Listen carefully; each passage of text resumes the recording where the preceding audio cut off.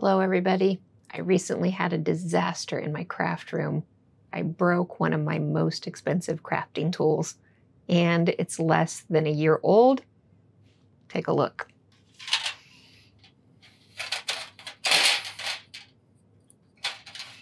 Do you know what this is? Do you know what happened? We're going to switch to the overhead camera. I'm going to tell you all about it, and I'm going to tell you how to avoid this so you don't have a disaster in your craft room. Let's dive in. Welcome to Crafty Soup. My name is Misty. If you're new here, a big welcome, and I hope you'll consider subscribing. If you're already a subscriber, thank you so much for your continued support. So here we go. This is the machine that I broke. It's my less than year old Gemini 2 die cutting machine. And from this view, you can't tell what's wrong with it, but let's take a look at what happened. When you open up the platform, back here is where all of these pieces are supposed to go. In fact, this piece broke off first. So let me tell you exactly what happened. I did a review of this machine when I had it brand new back in the spring of last year. That would be 2023.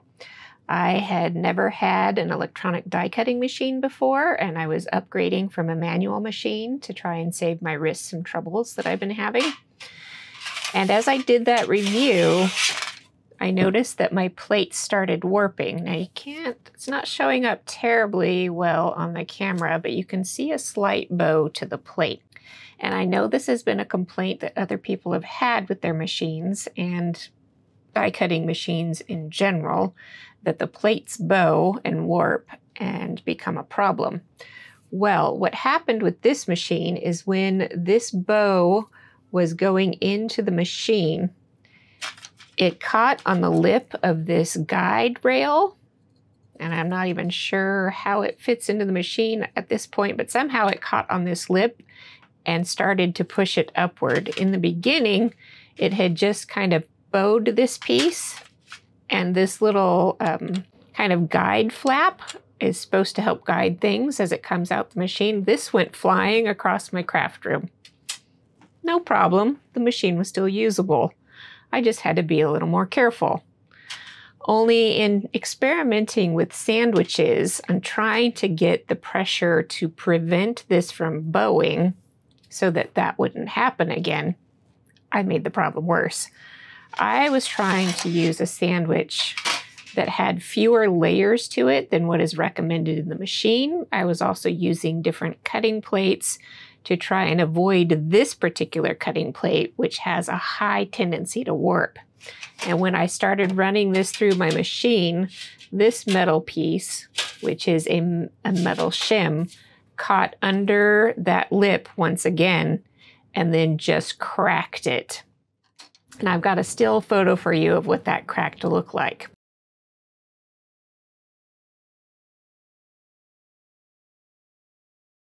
We tried and tried to just remove. If we can take a look at the front side, you can see what this rim is supposed to look like when it's whole and intact. And we tried various things to remove the entire rim, and we just couldn't get it apart. So my husband got out a special little saw, and he cut a wedge here and a wedge here. So we still have the top part of the rim, but we've removed the entire bottom section of this rim. Now, the machine is functioning. I tell you, I am very nervous every time I have it running, but it is still working, and I'm glad that I didn't have to throw the whole machine in the garbage, because this thing was not cheap. I'm very disappointed in what happened. I am glad that it's still working, but let's talk about how to avoid any damage to your die cutting machine, no matter what the brand. So first up, you want to prevent these plates from warping. So you're going to want to use sandwiches in your machine that are not too tight, because if you have too much pressure on these plates, this is going to happen. Now, the other thing to do is to make sure that you're rotating your plates top and bottom so that the pressure when the plate goes through tends to bow upward. And so if you rotate it and flip it every time, that pressure is going to be evenly distributed so that that upward curve doesn't become prominent. And once you have a curve in there, it's really hard to remove it. Now, some plates can be put into a pan of boiling water, and I'll link you up to a video that Jennifer McGuire did with her husband where they kind of explain the chemistry of plastic, because that is his line of work. And they talk about how to unbow plates. So if you've already got a bowed plate, that could be something that could help. Preventing the bowing in the first place is the best thing to do. But it's very important not to use bowed plates running through your die cut machine. So if you find that you're having some bowing issues, do have some backup plates on hand so that you don't send these bowed plates through the machine, because when this plate comes out of the machine, it bows upward. And if you happen to have it already bowed and you put it in downwards, that lip is now sitting lower than the level of that guide pole, and it's going to tend to catch on it. Now, specifically with the Gemini machine, I would recommend not using the sandwiches that they have in their manual. It is too much pressure.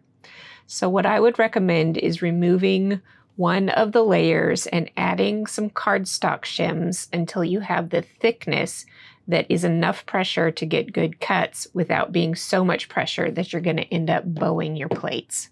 All right, I want to cut in here for a minute to tell you about the sandwich that I am using currently and talk about an alternative sandwich to the standard materials that come with this machine, so that if you don't have these extra pieces, you can still come up with a sandwich that will help prevent this disaster. Now, I like these magic mats that are sold by scrapbook.com. I've been using them in my manual machine, and I'm finding that they have some benefits to them even using them in this machine. The first benefit is that if these start to warp like the other ones do, which I have had happen, you can heat them up with a heat tool or soak them in boiling water, and they lay out nice and flat really quickly. So repairing the warping on these is much, much easier than the plates that come with the machine. And I should note here that this is a size that does not come with the Gemini 2. The Gemini 2 comes with the larger plates, and that's part of the reason why I bought the machine, but I'm finding that I still like working with smaller plates, so I did add these on, both the Gemini brand smaller plates and cutting system, as well as the magic mats from scrapbook.com. So let me go ahead and show you how this runs through. I put my Gemini cutting mat down first, then I put one magic mat with my die, and I'm gonna put my paper down next, and then my die face down. I do like to keep one mat cleaner so that this one stays straighter, flatter, and has less die cut mess to it. So when I run that through, and my machine doesn't reach all the way under my camera when it's plugged in, so it's just off to the side here. When I run that through, I get a great impression and die cut. And as you can see from this particular die, it does have that impression as well as the cutting ability. Now, if you don't have these magic mats, let's talk about what to do with the materials that come included with your machine. Your machine comes with 2 of their cutting plates. And again, these are all the smaller size that I purchased to add onto my machine. The original size is much larger, but the materials are the same. So you have the 2 cutting plates, a metal shim, a plastic shim, and a magnetic mat. Now there's also a rubbery mat, which is only intended for certain techniques, but this is the basics to the cutting sandwich. Now, I like to eliminate as much of this as possible because the pressure was just way too much. So I eliminated these parts in favor of just these pieces. In this case, you don't want to cut into the shim, you want to cut into a cutting plate. So you'd put your material down here, You'd put your die on, and then you'd put your shim and your upper cutting plate. Now you can see that I did get a good cut and an impression. So I was finding this sandwich to still be a little bit loose in my machine, and that shows up in two ways. One is that when you feed your sandwich into the machine, sometimes the plates will feed at different speeds, and that can misalign things as you're cutting. The other thing that I noticed is that when stuff comes out the other side, when I pick it up, stuff starts slipping and sliding around inside. And while that's not a problem after the fact, it can be an irritation and it may cause issues. So you can always add some cardstock shims to this sandwich to get it to be a little more snug, instead of using their thicker metal and magnetic shims, because those ones are too much pressure. All right, here's just one more sandwich that I wanted to share that's kind of a hybrid between the two that I already talked about. And this one seems to have just enough pressure to get the job done without too much pressure to warp those plates. So this uses the Gemini base platform. This is a cardstock shim that I've been using for a while, and it's just I think an 80-pound sheet of cardstock folded in half. Test out your cardstock and add more layers if you need to. Then the plastic shim, then the magnetic shim. And when you're using the magnetic shim, you have to be sure not to cut into it, but instead lay your die on it, and you're going to be cutting face up. And then your paper, you can see I've already played with this one. And then a magic mat. Maybe you can see that I have a slight bow going this way. So instead of running it to increase that bow, I'm going to flip it over and try and get the machine to squish that bow down. So it did slip and slide on me just a little bit, but that has to do with my paper being too small and the sandwich being just a little bit loose so that it doesn't really pinch that paper tight in there.